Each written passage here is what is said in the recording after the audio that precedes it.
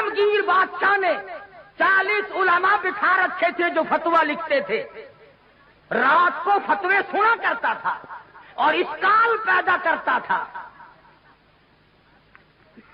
ملا جیون رحمت اللہ علیہ عالمگیر کا استاد ہے، انتقال کر گیا. میں نے اور آپ نے بھی مر جانا ہے. فوت ہونے سے پہلے وصیت نامہ لکھ دیا. فرماتے ہیں میری نماز جنازہ وہ آدمی پڑھائے جس کی تمام عمر میں جب سے ہوش و حواس سنبھالا ہے اس کی ایک دن بھی سفر میں، حضر میں، دکھ میں، درد میں، بیماری میں کبھی بھی کسی حال میں بھی تہجد کی نماز قضا نہ ہوئی ہو.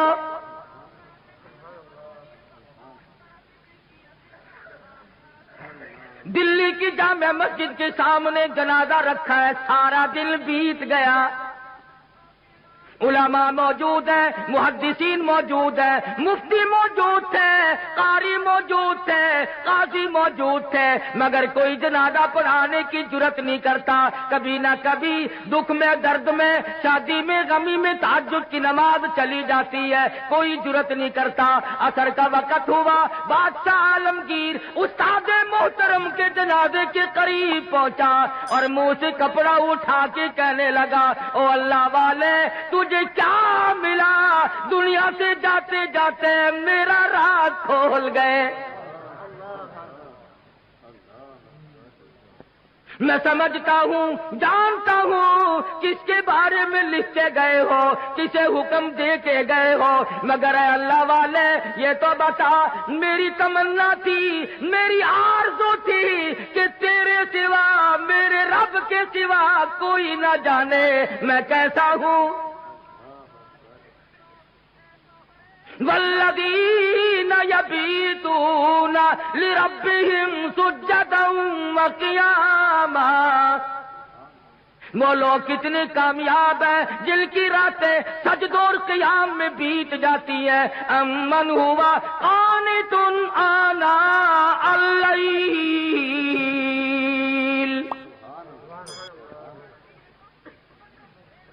عالمگیر بادشاہ کھڑا ہو کے رو رہا ہے اور کہنے لگا اللہ والے تجھے کیا ملا؟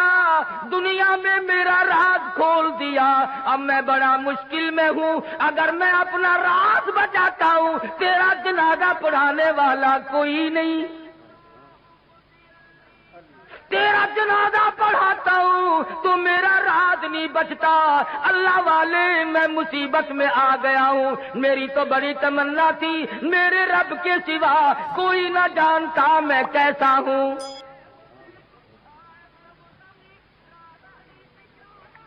اب میں اور کیا کر سکتا ہوں؟ میرا اللہ مالک ہے. کھڑے ہو کر کے فرمانے لگے او لوگوں صفے درست کرو، میں فقیر جنازہ پڑھاؤں گا. کبھی بادشاہ ایسے ہوا کرتے تھے. آج لوگوں چودھریوں کی اولاد قرآن نہیں پڑھتی، آڑتیوں کی اولاد قرآن نہیں پڑھتی، شیخوں کی اولاد قرآن نہیں پڑھتی، ملکوں کی اولاد قرآن نہیں پڑھتی، خانوں کی اولاد قرآن نہیں پڑھتی، تھانے دار کی اولاد قرآن نہیں پڑھتی، اے سی کی اولاد قرآن نہیں پڑھتی، تحصیلدار کی اولاد قرآن نہیں پڑھتی. اس لیے کہ اس کو کوئی مقدس کتاب نہیں مانتا. Facebook is a great place to connect with the people around you, but that doesn't mean sharing your ساری عمر میں چودھری نے کبھی بنگلے میں، کوٹھی میں، مکان میں، دکان میں قرآن کو داخل نہیں ہونے دیا. ہر چیز مکان میں آئے گی، دنیا دار آئیں گے، چھوٹے بڑے، امیر و غریب بنگلے میں، ڈیرے میں آئیں گے جائیں گے، مگر اللہ کے قرآن کے لیے داخلہ بند ہے. جب تک چودھری مرے گا نہیں قرآن کا داخلہ بند. جب تک شیخ مرے گا نہیں قرآن کریم کا داخلہ بند. جب تک ملک اور خان مرے گا نہیں اس وقت تک قرآن کریم کا داخلہ بند.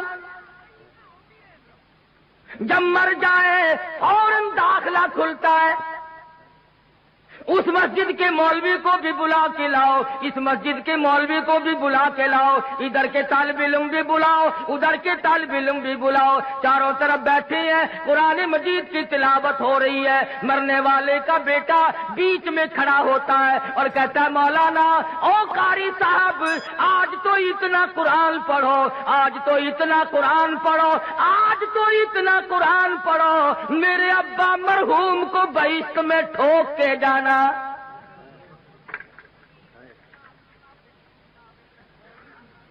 داخلہ تو ملنا نہیں، ٹھوکنا ہی پڑے گا۔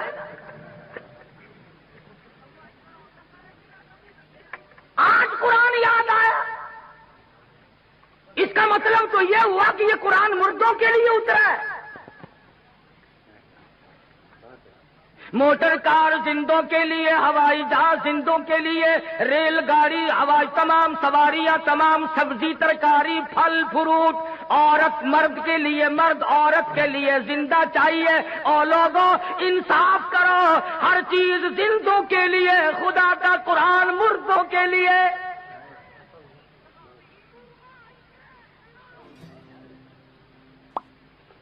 پڑھنا چاہیے جی، بڑا ثواب ہے جی، بڑا ثواب ہے جی، جتنا قرآن پڑھ سو قبر چڑھتی۔ عقل نہیں رہتی آدمی میں بات کرنے کی۔ اب یہی وجہ ہے نا عقل سکھانے نہیں، کیوں کہ یہ جو مولوی ہے نا، مولویوں نے بیڑا گرک کر دیا۔ کیسے بیڑا گرک کر دیا مولویوں نے؟ ہم نے کیا اپنا کیا، تمہارا تو نہیں کیا۔ جو آدمی 8 دن ختم دلایا کرتا تھا اب سال میں بھی نہیں دلواتا، یہ ہمارا نقصان نہیں؟ جو پہلے 7 مٹھائی پہ ختم دلوایا کرتا تھا اب گڑ کے چاولوں پہ ختم دلواتا ہے، ہمارا نقصان نہیں؟ پہلے قورمے پہ ختم آیا کرتا تھا اب آلو شریف پہ ختم آنے لگا ہے۔ نہ تمہیں گیس پیدا کرتے آلو، مردوں کو نہیں کریں گے۔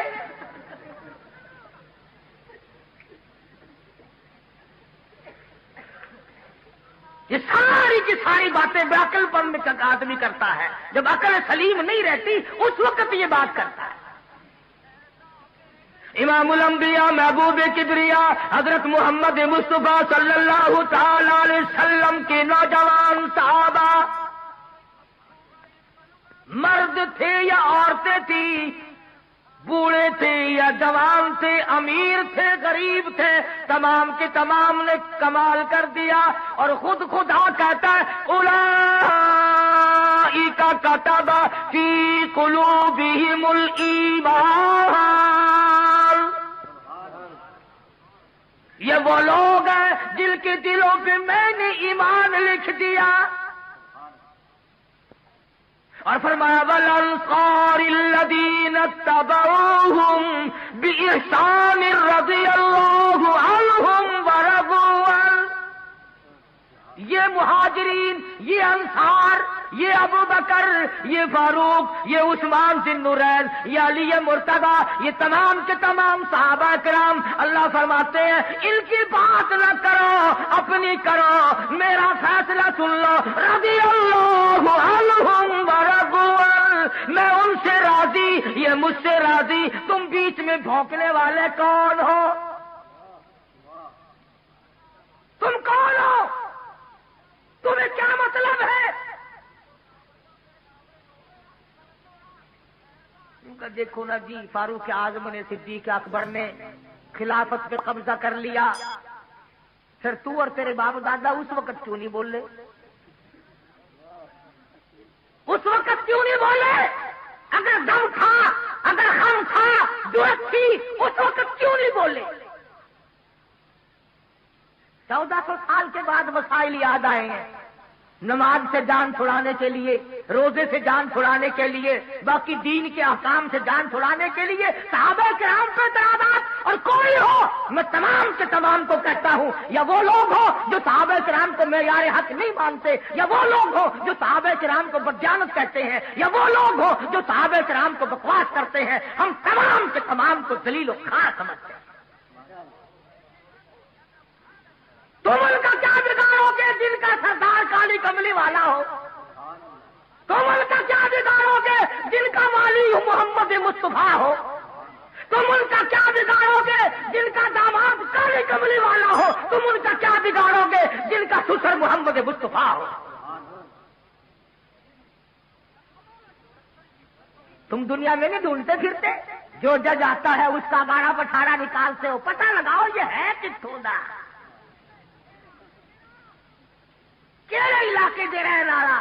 پھر کوئی مامے نو کسیٹ کے لیا ہے، کوئی پھوپھی نو پھڑ کے لیا ہے۔ تم تعلقات تلاش کرتے ہو۔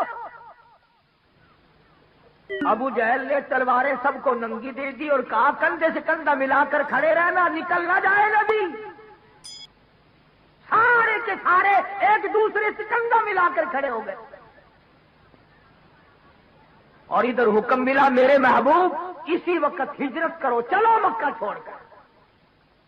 عرض کیا الہ العالمین مجھے کل حکم دے دیا ہوتا، پرسوں مجھے حکم مل جاتا، میں چپکا سا نکل جاتا، آج تو یہ چاروں طرف کھڑے ہیں، میں کیسے نکلوں گا؟ آواز آئی کالی کملی والے، اگر میں کل لے جاتا، پرسوں لے جاتا، چوتھ لے جاتا، یہ بگلے بجاتے اور یہ کہتے ہمیں پتہ نہ چلا، ورنہ یوں کر دیتے، یوں کر دیتے۔ میرے محبوب مزہ تو آ جائے گا، تلواریں ننگی ہو، یہ کندھے سے کندھا ملا کر کھڑے ہو، اور میں اپنے محبوب کو اگر بچا کر نہ لے جا سکوں تو میری خدائی کیا ہو؟ نعرہ تکبیر!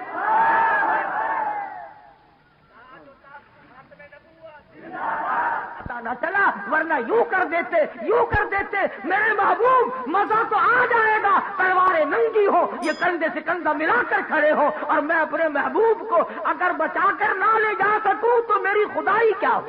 نعرہ تکبیر!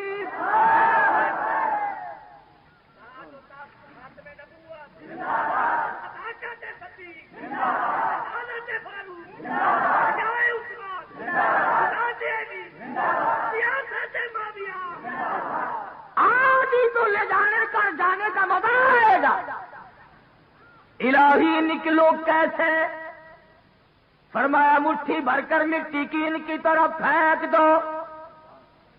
الہی میں کس کس کی طرف پھینکوں؟ فرمایا ایک طرف پھینک دو، ہوا میری غلام ہے، چاروں طرف کھڑے ہونے والے نوجوانوں کی آنکھوں میں مجھے اپنی کبریائی کی قسم سرما میں ڈال دوں گا۔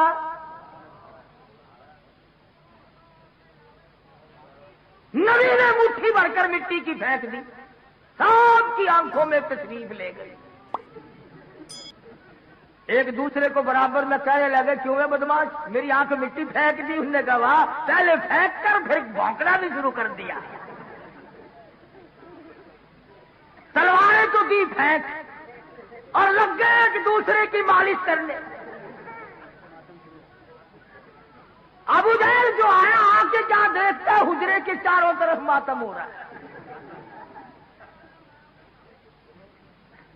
کہنے لگا بھلے لوگوں یہ کیا شروع کیا تم نے، یہ کبڈی کبڈی کیسی ہو رہی ہے؟ اندر کا بھی پتہ کیا۔ ادھر کالی کملی والے صلی اللہ علیہ وسلم نے اللہ میاں کی حضور میں عرض کر دیا میں چلتا تو ہوں، جاتا تو ہوں، ہجرت ضرور کروں گا، تیرے اذن اور امر کے بغیر تو میں جی نہیں سکتا، پر اے پروردگار میں نبی ہوں، امام الانبیاء ہوں، مکے والوں کی امانتیں میرے پاس ہے، سونے چاندی کی زیورات میرے پاس ہے، ابو جہل کی لڑکی کی بالیاں چھلے میرے پاس ہے، اس وقت امانت واپس کیسے کروں؟ اور اگر امانت رہ گئی نبوت کے دامن پہ داغ آ جائے گا۔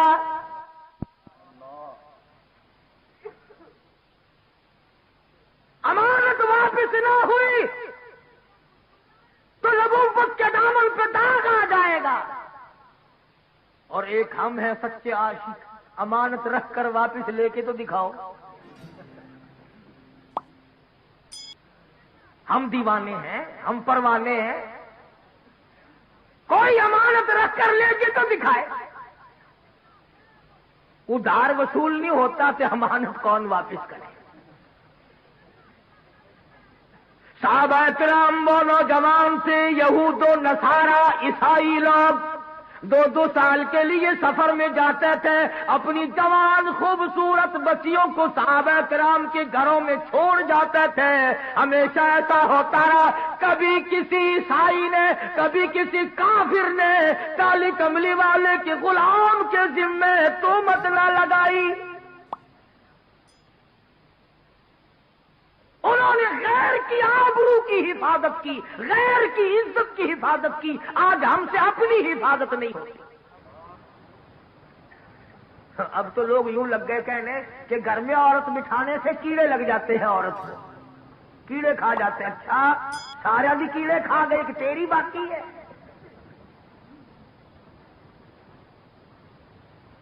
اب تو بڑی لے دے ہو رہی ہے کہ عورت یوں ہے، عورت بڑی شے ہے، عورت بڑی یوں ہے۔ یہ آج پتہ چلا عورت ایسی ہے، پہلے کبھی پتہ نہیں چلا تھا کہ عورت کیا ہوا کرتی ہے۔ ہم نے تو ایک دن اخبار جنگ میں یہ بھی سنا تھا عید الفطر کے بعد کہ پاکستان کی غریب ملک کی غریب خواتین نے، بالکل غریب خواتین نے بال بنوانے اور کٹوانے پر عید الفطر کے موقع پر، رمضان والی عید کے موقع پر 1 کروڑ روپیہ خرچ کیا۔ اخبار جنگ نے لکھا تھا۔ مجھے تو بڑا دکھ ہوا سچی بات کہ اگر یہ 1 کروڑ روپیہ مجھے دے دیتی تو میں مدرسہ چلاتا، مسجد بناتا، میں ہی دعا کر دیتا یا اللہ ساریوں کو گنجی کر دے۔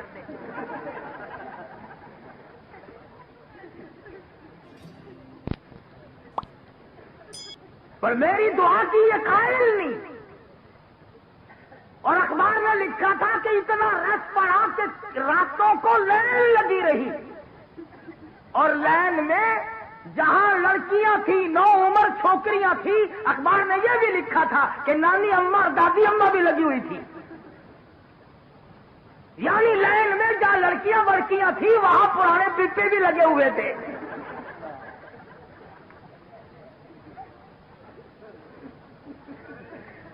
ایمانداری سے بتلاؤ، جب پرانے پپوں کا ملک میں حال یہ ہو پھر ہم کیا کریں؟ تہذیب دیکھیے اور الزام مولوی کو بس جی یہ جڑے ملا ہیں نا یہ گھن کے بیٹھتا کیا بات کہنے والا کبھی نہیں ہٹا کرتا۔ دنیا میں ہمیشہ ایسے ایسے لوگ آئے جنہوں نے سچ بات کہی اور مصیبت اٹھائی۔ جاؤ ہندوستان سن 57 کی جنگ آزادی کی تاریخ پڑھو، دلی کی بازار میں 3-3 ہزار علماء دین کو لٹا کر انجن روڑی کوٹنے والے اوپر سے چلا دیے گئے، اور ایسا نہیں ہوا ایک کے اوپر سے گزرا دوسرا اٹھ کے بھاگا نہیں، آنکھ کھول کر آسمان کو دیکھ رہے تھے، کلمہ شہادت پڑھ رہے تھے۔ 3000 کے 3000 قیمت بن گیا، کچلے تو گئے، شہید تو ہو گئے، پر ایمان کا سودا ایک نے بھی نہ کیا۔ نعرہ تکبیر! انہیں کو کہتا ہے، انہیں کو کہتا دین لئی دکھ او چل دینے جڑے قوم چ بندے نے دلیر ہوندے، دین لئی دکھ او چل دینے جڑے قوم چ بندے نے دلیر ہوندے۔ رگڑ کھانی پڑے گی یا قرآن نہ پڑھ یا اللہ کا نام نہ لے، ورنہ مصیبتوں کے لیے تجھے تیار رہنا پڑے گا۔ کئی لوگ تانوں ملن گے وہ جی ساڈے بزرگاں نوں کوئی نہیں پھڑدا، ساڈے بزرگاں نوں کوئی نہیں پھڑدا، بھلا پھڑ کے کی کرے، کیا کرے پکڑ کے؟ کتا دین لئی دکھ او چل دینے جڑے قوم چ بندے نے دلیر ہوندے، کون پوچھدا کاواں تے گدڑاں نوں کدی پنجرے باز تے شیر ہوندے۔ جو چیز پکڑنے کی ہوگی اسے ہی کوئی پکڑے گا نا۔ یوں ہی جیل خانے میں کوئی روٹیوں کا خرچ بڑھانے سے کوئی فائدہ ہے؟ یہ وہ اللہ والے تھے جنہوں نے شاملی کے میدان میں قربانی دی، یہ وہ اللہ والے ہیں. مولانا جعفر سلیسری رحمت اللہ علیہ خود لکھتے ہیں کہ میری بیوی کو گلے سے پکڑ کر انگریزوں نے باہر پھینک دیا, میری آنکھوں کے سامنے میرے بچوں کو اٹھا اٹھا کر کے پھینکا, اس کے بعد بھی سیر لوہا میرے پیروں میں بیڑی بنا کر ڈال دیا. جب میں چلتا تھا 4 انگریز مجھے چابک مارتے تھے. یوں ہی نہیں ہے.